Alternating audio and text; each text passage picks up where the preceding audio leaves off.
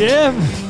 Don't it? 3 out of 4 times he breaks himself up right before the show begins. It was actually you. It was a look of disgust. I mean, that's normal, though, right? I know. I should be used to it by now.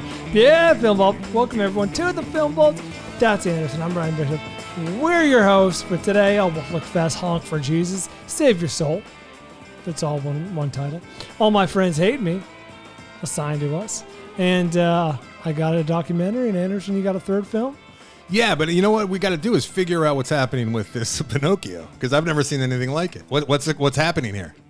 Meaning what? Meaning we need a score so I can figure out if I won, so that if I did, I'm going to assign you funny pages and not Flick Fest it today. But last I checked, which was this morning, it's still 0. That's impossible. What, is 0 like as in all bad reviews? As in no reviews. That's impossible. For Pinocchio. But the audience has weighed in, and they're digging it. They're liking that Pinocchio. No, I thought I got reviews. I think they're like really bad. I think you won. Well, last I checked, I won like 71 or something. Which was this morning. No. It's got a score. Oh, it does. Is it low? Well, depends. This will dictate Anderson's Flick fashion, so perhaps we should know. Well, I mean, is it low? It's not high. Okay. What? Do you remember what your guess was? It was lower than yours. Because look at my little app here that I look at, which is Flix. Is that the? And it's got 891. That's not the shitty one from. This is 2022. Oh, the shitty one. Because I got fooled by that too. 2 hours 5. Another Pinocchio came out this year. No. Does it say 2022? Because I was looking at the one from 2003 by accident. It does, but it's a cartoon. I don't know. This is horrible. Yeah, because there were 2 Pinocchios that came out. That was part of that shitty article where they're like, "This is why we'll never get tired of Pinocchio, and it lived on our hearts forever." You're like, "What the fuck are you talking about? Who feels that way?" Disney. So apparently, this is an animated one. Yeah, that's a different movie. This is a different. I typed into Google Pinocchio 2022 Tom Hanks, so as to remove all doubt. Well, that's good news. Wait, which shitty one is he in? He's in the Disney one. The one that came out. We gambled on. And he's Geppetto. And it's not a good score. Okay. It's not even a 3-star score. So I think you should save the papers. Yeah. The papers. Yeah. Funny pages will be watched is it by called you. Funny Pages? Will be watched by you this time next week. And I give a very tentative, huge thumbs up to Funny Pages. However, it's not everyone's cup of tea. A lot of people will be very turned off by this movie. There's no bit. I'm just doing what I do over here, which is review movies, suggest movies, and now and again ruin them for people. That's true. Yes. That is your new thing. I was like farts and spoiling movies. What? That's your new thing. You love scat and you love spoilers. I do not love the scat. I'm just through attrition. I'm just like, all right, you know what? It's here to stay. Everyone's gonna think it's funny, and I'm just gonna stop railing against the old scat humor over there. That's all I'm saying. Do I have to rent Funny Pages? No, I'll get you a link, bro. Oh, thank God. Hey, he's a scat sympathizer now. So no, what I was saying is, I gotta pay a mea culpa. Yeah, what's that? So evidently, a lot of people were very upset with me giving away Breaking, and I figured, you know what? It was brazen. It's Electric Boogaloo is a movie from 30 plus years ago. It's a breakdancing movie. That's my logic. That's your bit right there. I'm doing a really funny bit. No, Breaking, the new John Boyega movie, which I blame Avery because he gave me the green light. Okay. Oh, is that true? I gave you the green light to go that. Avery, don't let yourself get sucked in. We can imagine this is how the it ends. Sarlacc's tentacle. Because I can see we can imagine how it ends, but I didn't know the specifics of how it ends. If that makes sense. And I that's what I was saying. Wholeheartedly apologize for doing that because I know that a lot of people watch movies, and I love the fact that anyone gives us our time and listens to our opinions on movies, and I put a lot of work into it. I think you guys know that. So we all do, right? And to ruin a potential good viewing too for somebody with my big mouth, it upsets me. I've heard there's a lot of chatter out there. I have not looked at it. I don't have the stomach for it, but I've heard. Find it. I've got some emails. I had a few emails, so I know that on the socials they're probably. Never before have our listeners rallied around a cause, maybe since my overt racism. Your overt racism? I don't know what that means. Self-deprecating joke. Okay. We should also mention that not only are we streaming video weekly, twice a week. Bi-weekly means every other week, right? Yes. Semi-weekly. Well, No. Semi-weekly is okay. I thought bi-monthly. We got the Avery cam now. So Avery's a little box at the bottom, and we can all see him. And If you get out your magnifying glass, you can see me. Yes, he's very, very small. As he does a better job, he will become larger as the weeks So I will shrink. go on. So That's true. It goes both ways. I open my big mouth a lot, and stuff's always falling out of it, and occasionally the wrong stuff falls out of it, and I absolutely apologize. Rarely. You know there's an Oasis song called My Big Mouth? Here's what that makes sense. Here's what I'm gonna say. It's from doing a bunch of research for the movie Breaking, which I was kind of enthralled with the actual story more than I was the actual movie, and I wanted to impart that to the viewers as far as what the movie was about and what it was covering there. It's a movie that's really enjoyed for the great performance, and the story is fucking paint by numbers, and it's pretty predictable. So that I'm backtracking a little bit, but what I'm saying, is you should still see this movie. Is why I'm saying that. Like even if you know how it ends, which I'm telling you guys, if you see this movie, it's telegraphed. You have a very good idea. Come on. What I'm saying though is like you're gonna know Stay the course. whether. I played this out in my head, and I heard Bryan saying "stay the course" and all that shit too. So Really? yeah, On brand. Yeah. Look at that. All right, so there's that. I'll throw you a lifeline and say that I do. Is this supposed to be connected to something? Oh jeez. What happened? Is our show recording? We are, but we're not recording. Oh, this is gonna. Oh, man. Oh, do we not have the audio? We don't have the audio for the. You can marry that up. Still more work, but It's a lot more work, is what it is. You fucked it up. I did. Oh, and I should have. All right, I need to. Okay, go ahead, Barbara. Pause. I will say that when you're in our position, which is you see the movie and then you do some amount of research. Could be 5 minutes, could be a lot, depending on how invested you are, how much you find the research, the background interesting. And if you spent that much time with the movie and the story and the background and the research and how it ends, it just kind of lives in your brain as, oh, this is just how it happened. And this is, you kind of lose track of what's spoilerish or not. I find myself occasionally dodging those bullets. Okay. You said a bunch of stuff, and I think you were throwing me a lifeline, but I wasn't listening because I'm doing tech stuff over. Thanks, buddy. Sorry, I'm replugging in stuff. All right. I'm saying you're a diligent researcher. I am. At times I am, and like a lot of times I didn't say that, but oh, I see. But okay, so let's move on from that. How did Breaking end? Well, listen to last week's episode. It is hot in here. Is it warm? I think I'm just feeling. I think you are. I'm very comfy. I think I'm just feeling. Oh no, it's quite warm. It is, you right? went from cold to warm in 10 minutes. I was joking. It's quite toasty. Really? Okay. Well, thanks for letting me know. The oven's on. Ah. Oh, the AC just turned on. Look at that. Here we go. Is it because you just turned it on when No, we I requested it? I just looked. I just checked. Oh, that's going to take a lot of work. Oh, son of a bitch. All right. Do you want to mark anything? No, that's all right. Nothing to mark. I'll figure Nothing it out. to mark. Wish I clapped. Hey, Oh, you know what? I'll clap right here. Ooh. Clapboard. Clapboard. Put the woman's name on it. You know what I should have led off with, which is this. Timely. Mike Carano and I mentioned it briefly. I did a soft launch a few weeks ago, but it was a little bit. I had a. Is he my replacement? I remember horse that. ahead of the cart. I know that name. Many of you know Mike Carano. I do the After Disaster with him and Tai weekly. I've been doing that for over 10 years. He's also the subject of Cult of Carano. He was also the general manager of the Improv for. Was he really the subject of Cult of Carano, or was he the? He was the subject Because it was fantasy. But he was the subject. Okay. He's the titular character, as you would like to say. That's true. He and I created this offshoot of CCP during COVID, actually, Clever Kind Productions, which is supposed to just be for like industrials and camera shoots, B-roll, anything you need production-wise. I can do that. And then after working with Carano on a documentary recently with our buddy Rand, we work really well together. We love working together, and I decided to we decided to partner up in this endeavor. So Clever Kind Productions, trademarked, by the way, is a full-fledged production company ready to do business with. It is trademarked. I know. I'm trying my best to no avail. And the website is up. The demo is there for you to see, and we're going to start, pouring money, not pouring, but doing some advertising, sending some money out there, trying to work with people. But I wanted to. I'd be foolish not to open it up to you guys first. And I would love to do some business. We've already booked a couple things through listeners.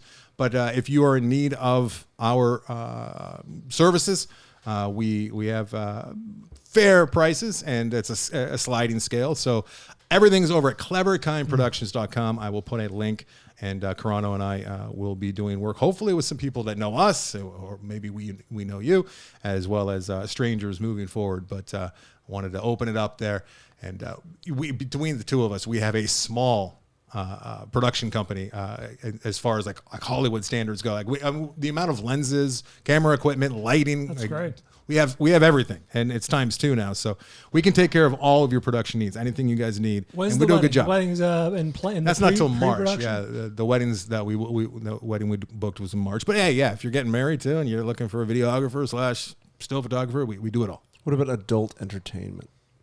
I mean, we do it for the stories. He said he'll do it all. We don't want to do weddings for strangers, but we're excited to do weddings for people who listen to the programs, who already know us, and that'll be fun. Like, it's going to be a good time with Jesus and Jessica, which they're getting married in March. J&J. We just had a little meeting with Jesus and Jessica, and they just signed the contract, and it's all official. I had Carano on the meeting. Yeah, it's good. It's really fun doing proper business with people, and necessary if I'm going to keep the dream alive and continue making movies and not get an insurance job. So have we ever talked about on this? This show has been going on for a number of years now. Have we ever, speaking of business, a good business, bad business, and trademarks, all business in between? Remember when I'll just say someone who was in charge back in the day, Logan, subtly or not subtly, brazenly, and suddenly dropped into our lap. So yeah, we filed for a trademark for the Film Vault. Who did? You don't remember that? I thought you did, and I was mad at you. No, Somebody did over at Network. our mustachioed friend. Who's our mustachioed friend? The guy, I'm drawing blanks on mustachioed. he was in charge of things over at the Orange Couch for a while. All right. You really don't remember that? I don't Maybe remember. you said it to me. I don't remember anyone with a mustache. Do you remember me telling you? What? No, this is all. Do you remember me telling you about that? No, I don't think I Really? did. Remember? Yeah, someone. The plan was to file a trademark for our show, not for us. Well, I think we would have probably fought that, and we have. Can you imagine the resources? We hadn't paid nothing. I know. Thank God your friend is Derek, who actually does like contract law. Yeah, he's a copyright lawyer. My best friend. Hi, my best friend. All right, go to my child. All right, so and also finally, movie night is coming up. I It'll don't be. remember that. Huh? That's right. I might remember. A lot of shady shit's happened. In Speaking of regards to this which, show. I had a lawyer do a little bit of work for me at the time, and I approached him, a nice fellow, Southern fellow. His name is Dwayne Watts. Look him up if you need contract law somewhere in the South. And Dwayne, I told him about it, and he goes, "Well, he's like a Southern gentleman. He's like, well, that's kind of shady." Yes, Dwayne, it is. All right, That's it. I got nothing more than to say because I don't remember it. That's why I'm telling. And he had a mustache. Donnie had a mustache. I'm not saying who it was. I don't remember Donnie having a mustache. Uh-huh. I mean, you could probably Google a picture of him right now. Okay, all right, fine. Oh my God, I'm sweating. I'm so hot. Why are you so hot? I don't know. Okay. And there's a problem. It is coming back down. Now that I have an Avery camera in here, there's 3 cameras. I guess it's overload, and it's making me look like I have blackface at times. It's still blue. We're It's cooling everything down. making me look like I have blackface at times, which is not Wait, cool. what? What's happening to their face? Yeah, look at it makes see I was all and then it looks like I have the tearing. You see that? I see it. Do you have like a big white outline over your mouth? No, 'Cause that's really offensive. Okay, Nobody requested that I was on camera. I did. I requested he wasn't. I did as well. All right, let's get to program. Let's get Yes, to let's movies. hear what the people have seen in a segment we call Fanflictions. Fanfliction compiled by the Mitch Burns. Teresa Wong on Twitter. Good luck to you, Leo Grande or Grande, who knows? A coming-of-age movie that's well-written and engaging. Probably a movie to recommend to everyone 50-plus, to everyone's 50-plus-year-old mom. Or but Anderson. Don't watch it with her.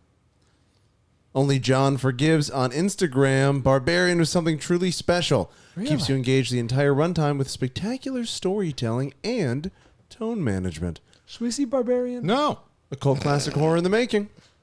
she goes into an Airbnb and it's not what she thought. I mean, that could go many different directions. I'm happy to hear That could be a people porno. That could be a horror movie. people are responding well to it, but I'll have to be sold a little bit more. You know what I mean? Before I hop on board. Like we did with Prey. Kevin McCarthy. And Malignant. Right. Oh, goddamn Malignant. You still haven't seen Malignant. I have not seen It's a movie Malignant. made for you. Really? Yeah. Maybe I should see it. It's about cancer. Oh, shit. What's it called? There's that joke. There it is. Kevin McCarthy on Reddit. I started to watch Pinocchio and fell asleep. Good nap. 4 out of 5 stars for the nap. Shady, cheeky. Wait, sorry, what movie is that? That was Pinocchio. Pinocchio. Oh. Panache? It's not Have getting you heard good of that? reviews. I have. How do you screw up Pinocchio? This is a time-honored, time-loved. We haven't seen it. Proper- Maybe it's great. Right, maybe By it's great. making it again after Yeah. it was made in the 40s. You're right. It was perfected in 1940. And I mean, Disney owns so Actually- many properties. Really, they're dusting off the old knotted wood. I got to be honest. I did see a few scenes from Pinocchio, and it looked confusing. Oh yeah, I mean, confusing as in, like, what is happening? Why are they doing this? like as in making it. Tessa was watching it and barely interested, which is not a good sign. And I'm kind of looking up at the screen going, what the fuck? I know this is kind of What was recognizable. confusing? Not confused, like what was happening? Why is this in front of me? Why is this made? Why are you watching it? Yeah. They should do a Song of the South remake, but they give Jordan Peele just full Now rights. And he you're does talking. like a Nope version of it. Get out. That would be pretty tight. You know, that's a great idea. That would be some I edgy flicked shit. that Song of the South on the show. Flawless. 5 stars. Yeah, that's what I said. Says Actually, Bryan. for the 1 6-star movie I've ever given. That's twice 3. That's right. Andrew Odell on Facebook. Honk for Jesus. There is potential here, but not sure who this movie is made for. I'm interested to see what the writer-director does next. Also, look up Creflo Dollar, the Atlanta pastor this is obviously based on. I did some research. I got every time I say that now, I got to be careful. That's right. And I mean, I saw some similarities, but I didn't see anything about some of the other stuff, which I got to be careful about saying. So I'm not sure if it is. Maybe it is. I don't. What the hell do I know? I was trying to figure out if this was based on an actual guy, and I came up with that. In Sure, it's inspired by. yeah. This movie. We got to talk about this movie. Dean Longnecker on Instagram. Dean. Longnecker? Gotta love that long necker. He goes Thor. way back. Thor, Love and Thunder. Some Yeah. good, some very bad. Christian Bale was very good, at least. Tried to outdo Ragnarok, failed miserably. I think your expectations failed you. Everybody else, I agree. I think that the movie's good. I think it's as maybe I 3 gotta watch them stars? back to back. 3 stars? You want to talk 3 stars some more, Bryan? No, I'm done. I've already got. I've thought about it a lot. It pisses me off. You need to think about other things with this show. Like what? Not spoiling new movies. If I didn't give you such a hard time about spoiling, I get it. I'm the pastor who's very hard on the gays, and then Turns gets out. caught diddling That's right. boys. Sucking dick. Yeah, that's what I did. That's exactly what I did last week, know. and I have shame. But I get it. I wouldn't have shame if I sucked a dick because I mean, to each his own, right? Yeah. It's just a lifestyle. That's just what you do. But it's from piling on. Are we done with the? Jim Rutherford. Oh, Jimmy! Hey, Jimmy Rutherford! He gave me this shirt. There you He go. sent the Solid shirt. shirt, Tight, solid tight shirt. shirt. Check it out. If you're watching the YouTube feed, you will see the tightness of the shirt. Did he make the shirt or did he find it for you? I think he found it. I don't think he made it. It's a very well crafted shirt. And a last solid I checked, Jimmy Rutherford is a general manager for an NHL hockey team, not a true? shirt designer. Wait. I mean, the difference same is name. I don't okay, think it's the got same you. dude. It might be. I'm like, we have the GM of a He was hockey the team? GM of the Penguins for many years Really? for their 2 cups back to back, baby. All right. I watched the Snowtown Murders. Oh, fuck the yes, Jimmy. AKA Snowtown. I was not ready for the debauchery that was this movie. I expected it to be heavy and intense. After all, it is murders in the title. When the picture-taking scene happened, I was surprised and shocked, not knowing what the movie was entirely about, and That's it just early, gets too. worse from there. The first half was very different than what I Snowtown. expected. The second half kind of lined up with the Just Watch synopsis. The main kid looked like an Australian Jesse Eisenberg, only one you didn't want to punch in the face. Anderson would be pleased that there was a lot of smoking in this movie. Seems appropriate for the time and the demographic. Oh, and I almost forgot about the kangaroo buckets. Yeah, it's the kangaroo stew that really stands out, as well as the photographs with the old man is taken of the young children and their skivvies early in the movie. Yeah. And then the sociopath that comes tough. into See, all that's their where lives. Brian's got a type. Yeah, I've already seen it. That's I mean, Snowtown Murders. That is an intense, fantastic movie. Really, really good movie, but Yeah. makes you dirty. I remember feel it dirty. being unpleasant. very unpleasant, but intense and realistic, right? I think it was, it might have been Ebert who described the movie as like, it just starts off with like a family who's very interested in just their favorite pastime is staring at walls. That's what they do. The family's just kind of sitting around staring at things in the house. Very simple. Forgot about that. Rubes, Australian rubes. And lastly, the Mitch Burns watch Beast, and I had to watch Roar. It's free on YouTube, and it's worth a watch just for the sheer craziness of it all. Last I checked, it was not on YouTube. Oh, well, it was, but it was like dubbed with one language that's not ours, and subtitled with another language that was not ours. So, and then you said we should watch it. What did I say About Roar in that setting for the live show, and I said no, that would not be good, Bryan. And then you thought about it for maybe a couple seconds and agreed. Speaking of the live show. Speaking of the live watch, Yes. Movie Night, Film Vault Movie Night is coming up soon. It will be September 22nd at 5:30 Pacific Standard Time. That's going to be taking place on my couch again, and we're going to start with a little pregame at 5:30. What do you think about calling it Film Vault Family Movie Night? I don't know about that. It'll be a family movie night here, and that's fun. I don't know about that. And then 6 o'clock, we will start the movie. Will there be popcorn at your house? We can do popcorn. It's just kind of obnoxious in the lavaliers. Good point, yeah. And I today put up a poll to see what everybody wanted to watch. Was it an open poll or were there options? Options. Tell us what? Yeah, no. Options. Yeah, it's a poll. You're right. So there's five movies. The Did one we that get the ranked choice voting? I really wanted, Ranked choice. and it's not over yet. So maybe 5 points for number one. me begging and pleading right now might change it. We'll leave it up for a couple more days. But here are the movies that are up to be watched on September 22nd. The original Blob, 1958, Steve McQueen. Oh, wow. It's on HBO Max. Steve McQueen's in that? Yes. Really? 6% of the vote. People want us to watch The Blob. The Fly, the original 1958. Help me. It's really bad. That's 29% of the vote. That's 1958's The Fly. Children of the Corn. Right now, running away with it. 1984's Children of the Corn. Malachi, 38% of the vote. That's the clear-cut favorite right now. Is that a good movie? Yeah, that's what I was going to ask. Chud, C-H-U-D, Chud, 1984's Chud, only has 13%, as does my favorite, the one that I really want to watch, which is Cat's Eye. Cat's Eye, 1985, on HBO Max. Is that Drew Barrymore? She's in it. Yeah. There's a cat. The cat is the through line for it's an anthology horror films involving little green men, stop smoking methods that are odd, as well as gambling on a cat getting across the street. Is it like a Black Mirror situation? Kind of. It's like an early Black Mirror, a little Twilight Zone-y. Stephen King-y. All right. Kingy. And King-ish? I think it is Stephen King, actually. I think they're his stories. Oh, James Wood. It's great. It's a really fun movie. Oh, my It is God. Stephen King's Cat's Eye. Talking to Emily Hood, who is our assigner this week, I talked to her, and she asked her husband in real time if it was Stephen King, because we were talking about Little Cat's Eye. And he said, yep. I should know that. Come on now. But yeah, Cat's Eye is a fun one, guys. And it's depressing. It's only 13%, because that'd be a fun one. When you said James Woods, it made me think of something. I was looking up Eric Roberts today for his a film that I thought he was in that was about royals, and it was not, so it's neither here nor there. However, what would you guys say, Avery, you answer this question too, average, normal range, let's say, for when you look up an actor on IMDb and it lists films not yet released, pre-production, completed, post-production, whatever it is. How many they got coming How up? many is at the top there, usually, for just a working actor? 3, 4. I was going to say 3 to 4. Okay. 5 at the most. That's a really good. Would you look up Eric Roberts' IMDb and tell me what you see? I mean, that's nothing new, though. I have that story from AFM where I'm going to guess somebody 27. Somebody- You would be off by a magnitude of 4 or 5. Wait, keep going. How do I search by just scroll. Just scroll. he said What the yes fuck is that? to everything. That's What a is the lot. number? Does it say? I don't think it says, but it is It quite. is around 100. It's a hunt. He says yes to everything, and I think I told this story, but My God. a young I've never seen that. first-time filmmaker was stoked to have Eric Roberts in their movie, and they spent like $10,000 on him and got him for a day.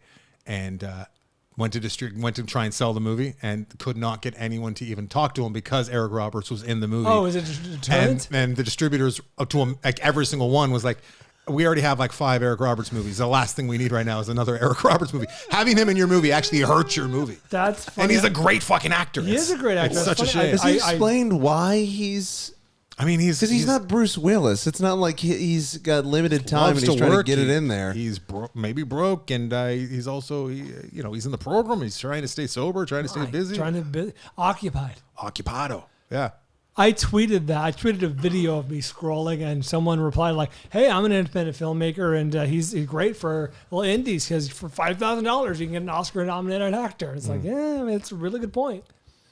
That's crazy. It's not a good point. I just explained. I had not heard your story that I just heard just now, live on this program. Avery, have you ever seen anything approaching That's insane. I can't there even wrap my mind around. minimum 100 projects there that are with the red type. And then That's 2 a week. I know. But I mean, it's 2 days a week, right? You're making pretty decent money, and you're meeting new people and getting treated like a god on every single set. I can see it. What a life. So you got to get him for your next movie. You ever seen The Pope of Greenwich? I don't want him. That was the movie I was looking up because I couldn't remember if it was called The King of Greenwich Village. I was trying to be clever. Oh, Jesus Christ. Look at you. There's plenty of opportunity to be clever with that list. We're doing top 5 royals or monarchs or whatever you want Number to say. 1, King Kong. I mean, I saw that on lists. There's a lot of people out there thinking they're clever with their lists. Fuck off. Exactly. So many fuck off moments in my research this week. I have no clever pick. I don't think any of these. I don't believe that. I don't believe it either. I'm saving my clever King pick. Candy is probably coming up. That's right? not clever. That's a great pick. You're going to hear the voice. I hate you so much. I fucking hate you. Hey, see if Ken Adlon's here. Oh, buddy, happy birthday. I take back the hate. I'm sorry. I'm sorry. Man. There's one clever pick. Happy birthday, buddy. Thanks, man. Happy birthday. Thanks, guys. I appreciate it. As we record this, it is my birthday. 46 today. How dare you. Christy actually uttered how old I was, and I hadn't actually heard it said. She goes, "Oh, you're 44." I'm like, I guess I am. You're only 44? Yeah. I was born in 78. Oh, yeah, you're 5 years younger than I am, so that makes sense. Uh-huh. My God. Yeah, 44. Look at that. The big 4-4. I know. You've looked 44 for the last 32. That's true. Yeah.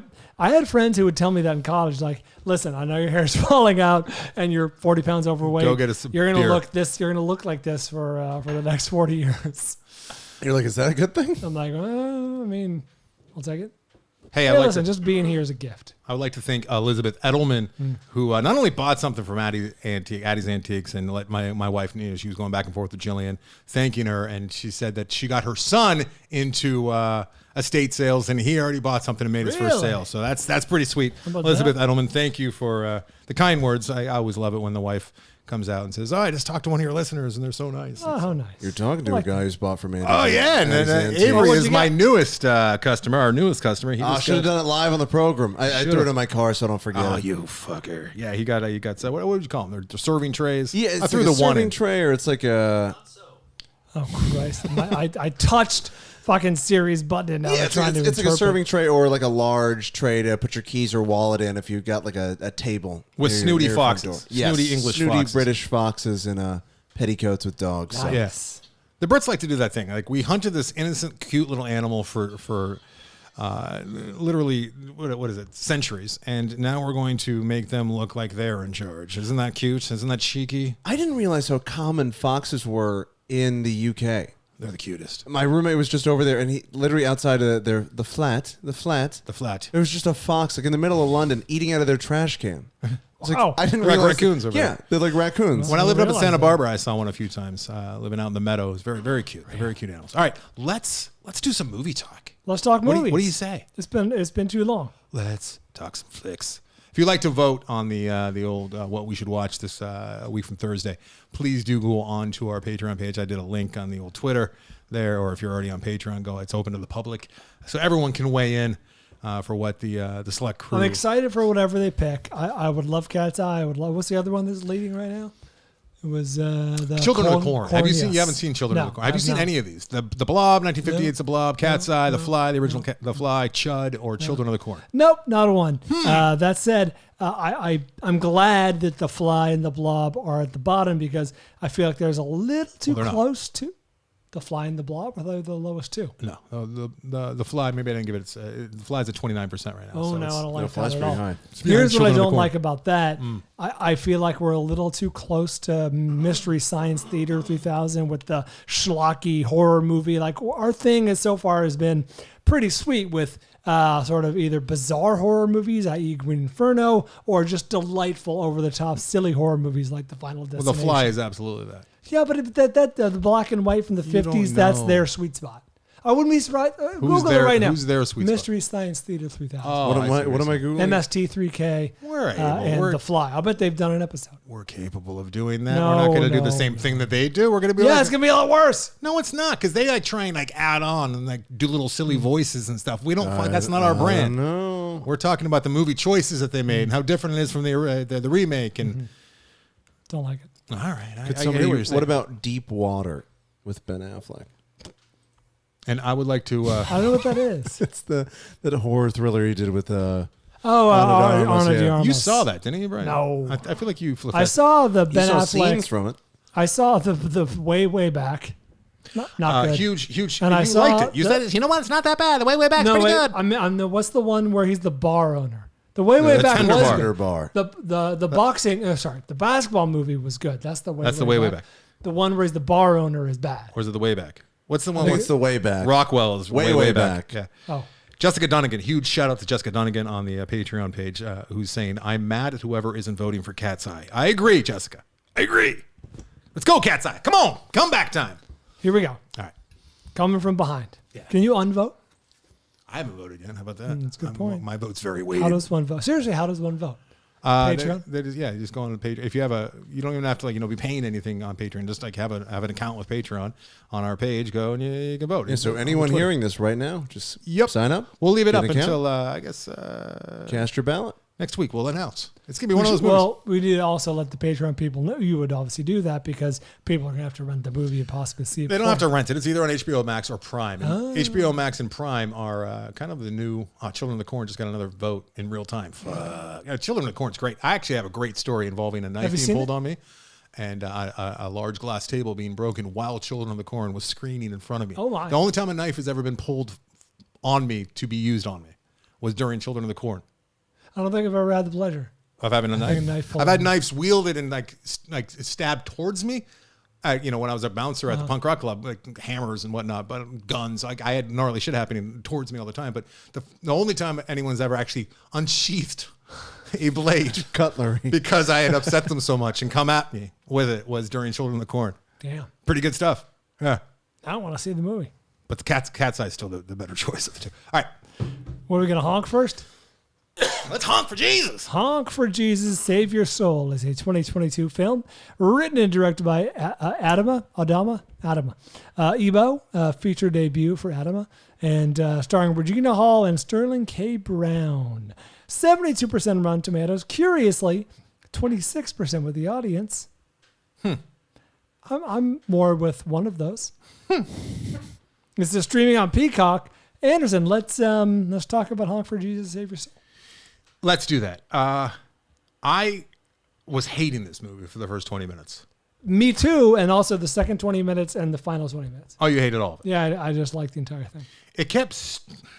So it's a mockumentary, and it's done... It is until it's not, I was gonna say, inexplicably. Problem number one, weird mix of mockumentary and then just straight dramatic scenes. And you're never... Early on, you're not quite sure. I remember the breakfast table scene early on. I'm like, is this still part of the mockumentary? Are they The sex abandoning scene. it already? The sex scene, the very explicit sex scene involving that thing that they do where like one goes down on the other and then we just stick with the one who's being gone down on and we see their pleasure, That's which pretty- is that's pretty- unnecessary. that's pretty There's hot. no need for Pretty that. hot. Do I ever have to see any actor go through that? It feels exploitative. Does When- nothing for me as a viewer. I'm just uncomfortable. When the movie opened and opens with news reports detailing their scandal or like an interview detailing. Like, Did you set this- up what the story is? Like, These are two megachurch pastors, or one, I guess, and his wife, Sterling K. Brown and Regina Hall, and they have encountered some scandal, and they are attempting to rebuild their congregation. Congregation. And almost instantly, I don't want to give anything away, but I don't feel like I'm giving anything away. Is there a sniper? There is not, but there is a very... The first thing I thought when this movie started, I'm like, if they fucking go for a like, oh, he's really kind of gay angle, and they kind of did, and I was like, fuck this movie. But then they kind of didn't. Like they half-assed it, and I was like, what is this movie? Are they going for it or are they not? So Thor, Love and Thunder took a lot of heat for its tone management and how it didn't know if it was a comedy or. And I blame Christian Bale for not knowing how to mail it in. Because he's so goddamn good, and he committed to that character. Too. Like he can be hilarious. He is funny. That's why it worked for me, because his character was still funny. I meant like Christian Bale himself has been very funny in movies. He's very funny in that interview, that article that Avery just shared with us. I don't know if you opened it, but it was talking about how down to earth. A couple weeks ago, how he Texas. His truck is like a 2003 Toyota pickup. They're like, why do you have that? Why is that your car? He's like, because my friends like to help me move, help them move, have me help them. I don't know if and he was like, you gotta have a truck. Everybody needs to move stuff. You got to. Do you, Christian? But that movie, I could buy his. I liked his evil comedic ways, and I forgave that movie more. This Honk for Jesus. I don't know if I've ever seen an American film be this all over the map as far as tone goes. True. All over the fucking map. I 100% agree with you. And when I hated all the mockumentary stuff. I really did dislike it. There was nothing clever or funny or interesting about it. I laughed 0 times in this movie. I wanted to. I was like, oh, this is going to be like a funny takedown of these, mega church pastors. Blah, blah, it'll be low hanging fruit, but it'll be some chuckles. Nary a laugh. I didn't laugh once. I don't like the nary thing, but I don't like the nary. Did you find it? Do you have a joke that you responded I don't think I laughed one time. No, I think I'm with you. Incredibly dry. And then it was trying to go outside the box a little bit with the mime stuff. The mime thing I wrote down feels incredibly written, as though you're like, okay, we're at this point of the story and we need something. We need something to happen here. And it was so forced and so written, and I think I had a little bit of a douche chill. There was one line that I laughed, and I actually wrote it down, and it was when he was talking about Jesus was all about the shock factor. That was pretty good. That was pretty funny. He was talking about, coming, because they're going to come back on Easter, but then, no, we'll do it. I don't want to give everything away. I'm a little gun shy with you talking about how these things go. But the gay angle was kind of interesting, and then it would shy away from it, and then it would go down exactly where you thought it was going to go down. Just a really bad movie. On all counts, just bad. Really on borderline unwatchable. Like if I hadn't been watching this for the show, I don't know that I would have made it past the 1/3 half mark. This is your fault. You assigned it to me. That's true. Actually, you're right. So, ultimately, I think it's her story, and I love Regina Hall. I really like her. She's one of my favorite comedic. And I feel like she was kind of wasting her time on the set, not to be. That's fucking harsh and mean, but that's what I felt like. God, imagine if she spent this time doing something good. But ultimately, it's her story, and it's just like, how far will a woman go for her man, essentially? And she goes pretty far. It's also self-indulgent. Like, so many scenes go on so long with nothing. Yeah. It made for a decent trailer, I guess, and they've been pumping it all over the place, and I could see people checking this out. They also made it look much out. more wacky in the trailer. You know what I mean? The trailer is almost, it pops a little bit, whereas the movie drags. That wouldn't work for me either, because I hate wacky mockumentaries. Like, they're so self-aware. And yeah, this just did not work. It's unfortunate. I'm not sure what I was trying to say. Now, it is interesting in the sense that at the risk of speaking out of turn here, I know that the gay issue is different in the black community. And I think that that's what this movie was also getting after a little bit. And it's... interesting. I would have liked that. They just soft pedaled it so much. They did soft exactly. They did. You're absolutely right. And like, what's the point of like him talking to that dude with the grill who was like in jail and he used to be former congregant. What was that? What was the? He was collecting trash. Yeah, it just showed that like maybe there was just so many head scratching moments. How do critics sign off and say this is a good movie? That's like how are they just running scared of being honest? I mean, essentially that's what this is, right? And people started tweeting. There's no way the critics could actually like this movie. When this came out, people started tweeting me like, oh, what the huge disparity here in the scores between the critics and the audience. And I'm like, I mean, it's making fun of religious people, so I'll bet it's getting review bombed by, It could be that too. I am much more in line with the audience score. Much more. Yeah. I am too. In this case, it's not always that way. A lot of the time, it's reversed. I agree. Most of the time, I would say it's reversed. But yeah, I think critics I think everyone, a lot of people are running scared and they're afraid to give a movie like this an honest review. Yeah. And it's a shame that no one can be fucking honest anymore. Critic proof. Kind of is. I mean, I've never seen a top 5 critic proof movies. Ooh. Oh, not bad. Avery, not run it terrible. down. Not Critic-proof movies. Yeah, top 5. not awful. All right. Where are we going?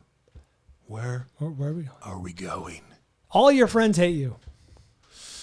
Yeah. Talked to Emily Hood today. She's The out of film is Boston. actually called All My Friends Hate Me. And I guess this one was getting pushed her way quite a bit. I had not, I came across it in my research for the old cinematics over there, which is how I came across Funny Pages, which I'm very excited to talk to you about next week. But All My Friends Hate Me is a British horror film. I saw it promoted as such, and this does not. I think it would be, for horror fans, I can imagine them being very disappointed by this. Agreed. This is not a horror film. But in talking with Emily today, and it was It's a nice dark being able movie. to It's a dark comedy. talk it through with her.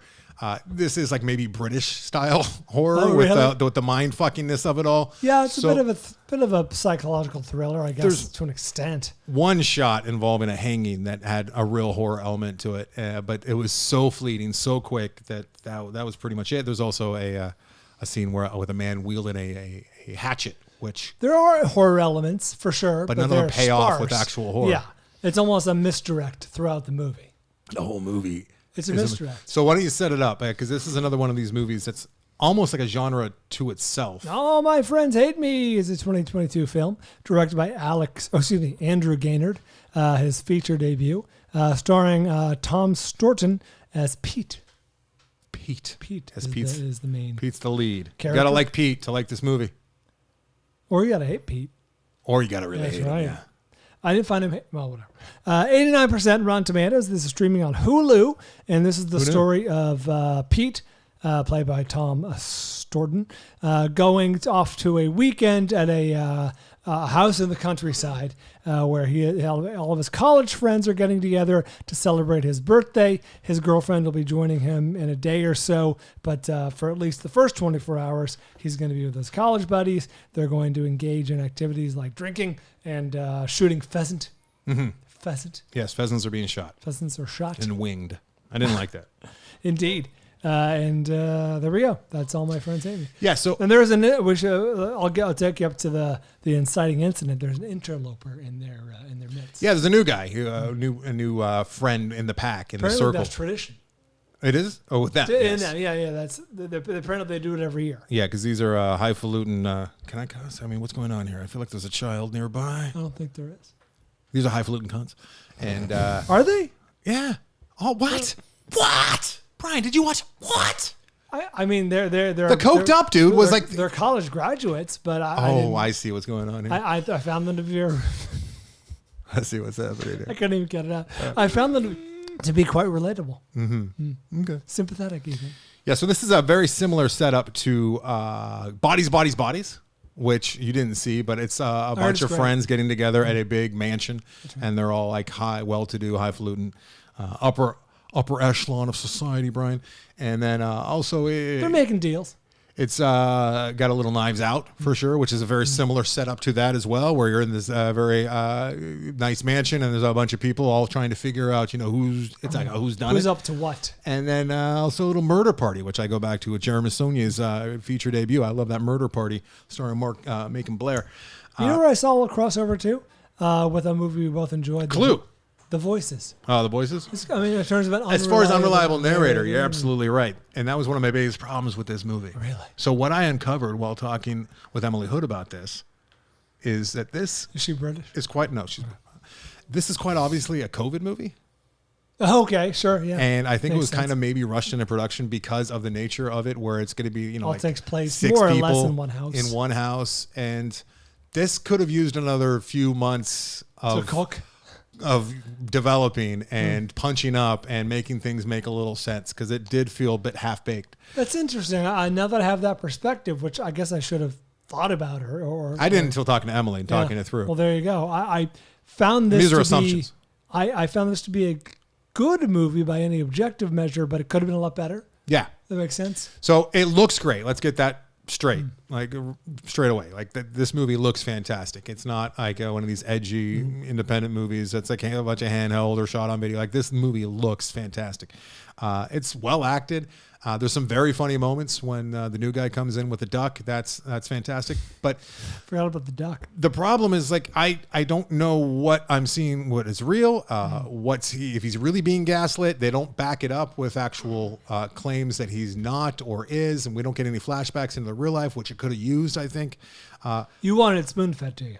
I needed some more spoon feeding, yes, and maybe I Hand holding. wasn't able to pick it up, but I think it wasn't there. I could try to pick stuff up No, all day if it's not there. I'm giving you a hard time, but I felt the same way. It's like, just give me a little something to grab onto. Yeah, there wasn't enough of that to see what was actually happening out there. So with that said, I give this if you're British and you like this kind of humor, the movie could have been called Gaslit, right? Because he was just being gaslit from the beginning.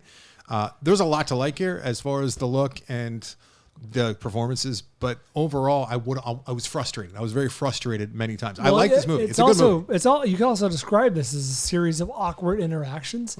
Like the guy's just profoundly awkward. Yes. You know what I mean? Like he's trying to relate to his friends, but they've clearly gone in sort of different directions since college. And I think a lot of people can relate to that too.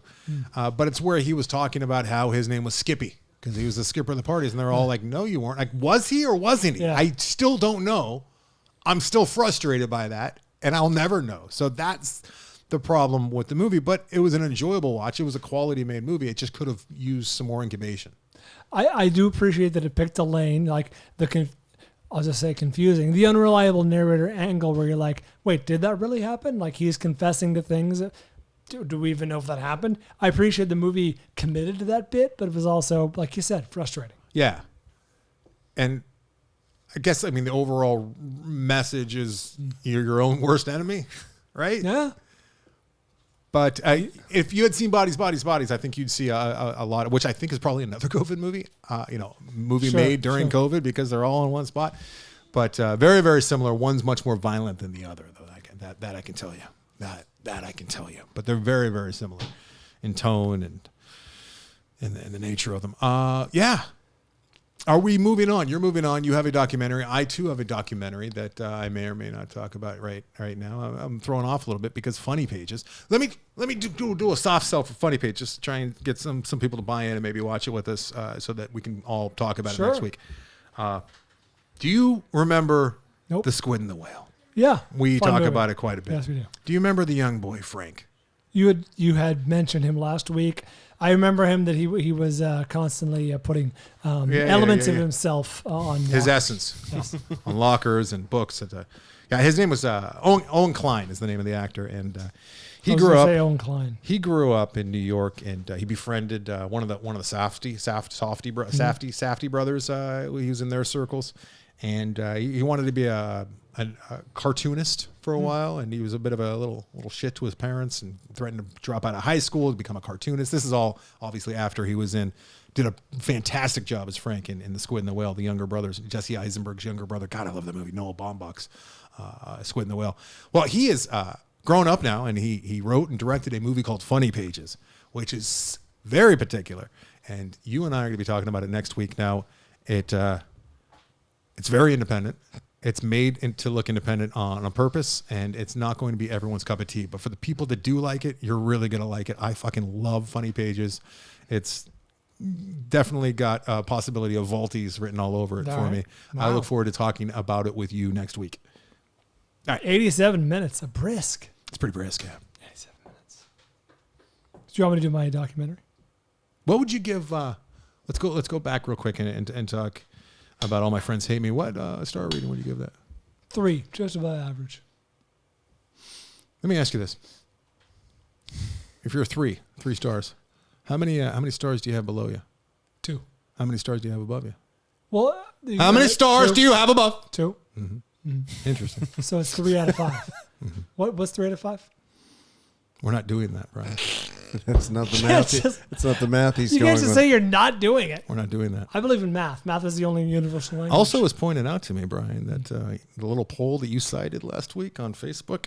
The poll that I cited. Yeah, where people were weighing in on their take on three stars. It was 60%. Evidently, you were just fibbing. Really? From what I emails that I received, they said Brian is lying to you. It was actually the majority agreed that 3 stars is the average. It was 3 out of 5 people who agreed with me. 60% majority. Slightly Oh, is above- that what you're trying to say? slightly I above see what median. you're doing. It's very cute. It's very cute. So you're just making a little joke there that lined up with your. Yeah. My recollection is that most people agreed with me. Brian, if and a lot of people did bring this to the discussion that if 0 was an option, then it changes everything. 0 is not an option. I get what you're saying with the 60%. Any child could see that, but when you're talking about a star system, there needs to be a middle. The 3 is the middle. That 1 is terrible, 2 is bad, 3 is okay, 4 is good, 5 is great. Maybe in your system. Well, when you lay it out like that, I agree. Yeah. 5 out of 5 is 100%. You know, it's 4 out of 5 is 80%. you know it's very. I'm still going. Go do your percentages somewhere else because that doesn't work here. When you're talking Math is universal language. the after disaster, we did my pool last Wednesday night, and I brought this up on the program to my very good friends Mike and Tyler, and boy was I miffed when Tyler agreed with me and Mike disagreed with me. I'm like, I didn't see this going this way. This is weird. It's almost like you and me. That's like the young millennial gets it. The old crotchety guy doesn't. But no, Corana's the old crotchety guy, and you're the old crotchety guy here. I'm not. Well, compared to me. Dare you? Yeah, young, spry 44-year-old. Look at him.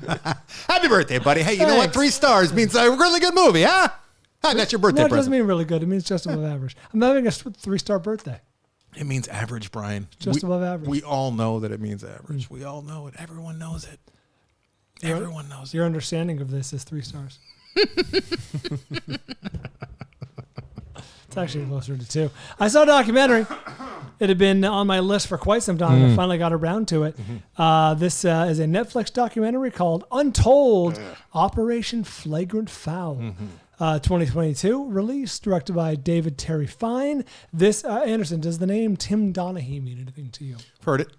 Tim Donaghy was the referee from the NBA. Oh, the mobbed up yeah, ref. That's right. Who was caught in a scandal, supposedly fixing games, making a lot of money for the mob, et cetera, et cetera. And this is the Untold story. I will say that this is the 8th installment of the Untold series on Netflix. You seen one before? I have. The very first one was Untold: The Malice at the Palace, about the big brawl between the Pacers and the Meta I World. think it was the Pacers and the Pistons. I think it was. Anyway, I think it was. Doesn't matter. Yeah, the Palace. Yeah, in Detroit. There you go. Anyway, so it was really good, and they kept making more of them. I will tell you, I know I've watched a few. I'm saving one. I actually would like you to see it. Next time I get the chance to assign. I don't believe in this movie. Hey, do you know the name Manti Te'o? No. Oh, yeah, the guy with the girlfriend. Yeah. Oh, The guy without the girl. She lives in the Niagara Falls area. This is great. It's good. Untold is an excellent documentary series, the best sports documentaries since 30 for 30, and honestly, I think they're a little better. So, yes, Tim Donaghy is Crimes the and subject. Penalties is the better one. It's the What is bestest. that? Which one was that? The Untold that I flick fest on here about 6 months ago. Which one was that? It's the one about the 17-year-old kid that's gifted a minor league Oh, the hockey hockey team, yeah. by his mobbed up father. It was good. The Trashers. You liked it, right? So good, yeah. they- Love it. It's a really solid series. And starts and ends there for me. Don't need to see any more. Oh, really? Well, you might be seeing the Manti Te'o. Very open-minded over here. It's very open-minded. Tim Donaghy, thankfully, is in this movie. He is the subject, and they got him to sit down for interviews. And of course, by the nature of the fact that they got him to sit down, it's a little sympathetic towards him. Did he You know look what I mean? nervous? Like there's only so much you could say, right? Without getting... The only that's funny you mention that, because the only thing he was cagey about was how much money he actually made and how much money he may or may not have kept. Because at a certain point towards the end, they're like, how is this guy affording this, and this when all his money was, taken by the government? And they're like, how much did you make? Off-camera director, how much did you actually make? And he's like, Yeah, I'm not sure. Mm-hmm. He was a little cagey about that. Everything else he was very upfront with, from his point of view. I understand that he's telling his story. Right. But he opens it up by saying referees, if you do it right, you can swing the game 6 points either direction. NBA is the easiest one to control, I would think. Yeah, it's got to be. And I mean, so the real meat of this is how, yes, he had like mobbed up friends. He was an intermediary. He was like a real, New York, East Coast type, good fella type who was, running the numbers. And it's a great story. It's really interesting. What the meat of this thing is how he basically claims, oh no, there were multiple refs doing this. Of course there were. Of course. Like league wide. Yeah. And the story was about to like break with the FBI. Like, they would have blown up the NBA. It would have been catastrophic for the league. Probably should. And David Stern, the commissioner of the NBA at the time, basically got the story sort of, I think through media contacts, or I don't even know how. They never get into it because it's unknown. But basically basically molded the story to be like, oh, Donaghy was acting on his own. He's a rogue agent. He was doing this. The fall guy. Yeah, he's the fall guy. Exactly. I wrote that No down. grassy knoll. Lone gunman. Yeah, lone gun. He was the Lee Harvey Oswald. Okay, so this is a story. You're not talking about the film and how it actually was put No, together, and if it was good. You're just it's fine. It's your birthday. You're thinking I'm because my birthday. No, I'm giving you a pass because it's your birthday, because you're not talking about the film and whether you're telling the story of what you see. Was it cinematic? Does it go quickly? Is it well edited? I think this is the talking head in the neighborhood of 85 minutes. Oh, I think it's say percent. No. It's in the neighborhood of 85 minutes. Somalia, this smells like 85. What is the score of this one? Did it get any gold medals? Is that what they do? Is that what the wines get medals? The Master Psalms. No, this is it's a jaunty documentary. It's well made. It's got the right tone, and it gets in and it gets out. It doesn't waste its time with a lot of extraneous details. His wife is one of the more compelling characters because she's very Pollyanna-ish. Yeah. And I think she's at least that's what she's playing, right? I can't tell if she was still with him. At one point, she definitely filed for divorce. I'm not sure if they reconciled. She wants half that money. I'm not sure if that's a good point, but she can't prove that he has it. It's all gambling. That's why he's cagey. I know. Could be a big reason why. Here's the question that I have is, do they talk? Was he already involved? Because you said he's kind of like a good fellow. He knows he's connected. Or did they come to him? That's what I'm interested in. And if they don't get to the bottom of that, I don't give a fuck. He knew this guy from back in the day. I think he's a Philly guy, Tim Donaghy. And he knew the guy from like back in the day. And he would be giving the guy, it's a snowball effect, right? He starts out giving the guy tips. Like, referees always have the inside info, like, oh, this guy's hurt, this guy's sick, or this guy's whatever. They're not going to be at full strength tonight. Definitely take and he had a code with the guy because the guy had two brothers, right? One who stayed home in Philly, one who moved to LA or something. And so if he was saying take the home team, he'd say, yeah, how's Gregory doing? He'd leave a message on his machine like, hey, how's Gregory doing? The brother who stayed home. And if it was the away team, he'd be like, hey, how's Paulie doing? Tell Paulie I said hi, and that was how we communicated. Take the home team, or take the away team. You were smitten with this story and how they came up with their little. I loved it. Yeah, I could tell. You see his face. Well, Avery, you must have been familiar with this story when it happened. Yeah, I heard about this when it happened. Yeah, because I was fascinated since the story broke, and finally now we have a documentary. I know this is all Bill Burr rants about, so I'm sure. Yes, I heard quite a bit from Bill. Really? Yeah, he talked about this endlessly. Why? So because he's obsessed with sports and his whole thing, theories and he rails against the NBA and was convinced this was happening already. So then when this came out, he was like, fuck the NBA. I knew it. Yes. So he feels this comfortable just speaking freely. He's not afraid of reprisals. That's what I'm saying. No, because that's funny you mentioned that. So the intermediary guy was just some goomba from back in the day. Are you now afraid of reprisals? No, and both of these guys actually sat down for the documentary, the intermediary and the guy who was running the numbers, like actually making the millions. And the guy was not a made guy. They actually explicitly said that. Like, yeah, he was associated with, greaseball types, but he wasn't actually in the organization. And the guy who brought him, greaseball types, well, very, very good fellas, rounders, round the way guys. Rounders. You still like him as a rounder. I don't know if that's a thing at all. That's a dialogue from Swingers. Okay. Classic mob movie. All right, Brian. So you watched another article. I enjoyed it. By the way, if you haven't, You watched another article. Brian's favorite kind of movie. you assigned me a true crime documentary What was that? like 2 weeks ago. I didn't assign it. I suggested it because I Oh, knew sure. that you would like it because it's a Either article way, movie. we flick fast. That's a great. That was a great article movie. Which article movie? It's Running with the Devil, the John McAfee story. yeah. John McAfee story. And that was Vice style too.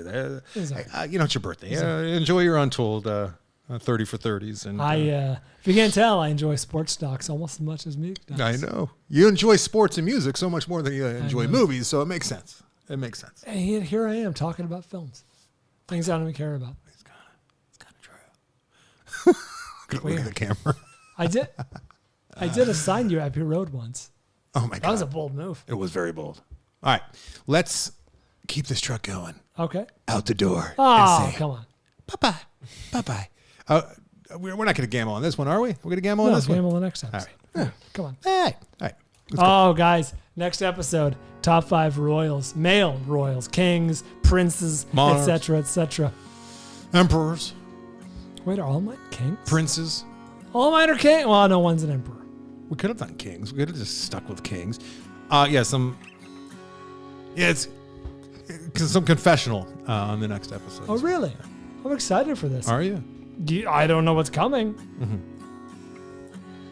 Confessional, Brian. Thanks, Emily Hood, for assigning us All My Friends Hate Me. Interesting watch. Thank you for being a Patreon subscriber, supporter, a signer. Not Not a great title either. That title does not do that movie You're justice. right. That is. The movie's better than the title for sure. It sounds like we didn't like it. It was a good movie. It could. 3 stars. It could have been better. It could have been much better. 3 stars. It's average, so it's 3. Slightly better. I'd say it's 3.5 stars because I think it's a little bit better than average. No, it's definitely better than average. Thanks, Andy Corbett. Oh my God, there's a very funny scene. There's a couple very funny moments in the movie, but one where I laughed very hard where he finally got the little booklet and got to read what was in there. That's some good shit right there. I was laughing very That hard. was enjoyable. I would like it better if it was a better movie. Hulu. It was on Hulu. I'd If like it was it a little more. bit better, I would have liked it more, yeah. Check us out at AndersonandBryan.com. That's where you find information about Annie Corbett. She's our featured artist this week. Instagram is Anderson and Bryan. That's where I see our listener art every week. Facebook, Twitter, The Film Vault. Thank you to all of our Patreon listeners. Thank you especially to Giovanni, Jordan Wolf, Joe Mo, Jordan Montgomery, Mitch Burns, and Mike Cole. Check out Addie's Antiques. Apparently, Avery's been checking out Addie's Antiques. Got some good stuff over there, guys. We pick it up every single week. We go through dead people's houses and buy stuff, and it's a lot of fun. It's a fun little pastime the wife and I have, and she's got the eye. She They're really prying does. it from their cold, dead hands. No, a lot of the time, you know what she always tells her? Jillian always tells her herself, because we wait in line sometimes out front, and it's good. It's good quality time with the wife without the boy. And I'm like, isn't it kind of sad? I said this to her early on when we started going to estate sales. I'm like, you ever get sad in here? She's like, no. Everyone I go into, they're retired. They're selling all the stuff so they can go on vacations. I love the narrative. I'm like, that works for you, huh? Yeah, downsizing. She's like, yeah, They hate absolutely. their kids. They want to give them nothing. So they can live in Hawaii. Avery, got any dates coming up this week? As you're listening to this, you can check me out at Genghis Cohen, Good Sport Comedy. All right. At Good Sport Comedy on Instagram. Free show, 7:30 in the Fairfax District. Check me out. Nice. Now, what day of the week is that? Wednesday. There you go. Check that out if you're able to. Thanks. Oh, Invade the Decade is Avery's podcast. Check that out. And until next time. We do it for Van Gogh.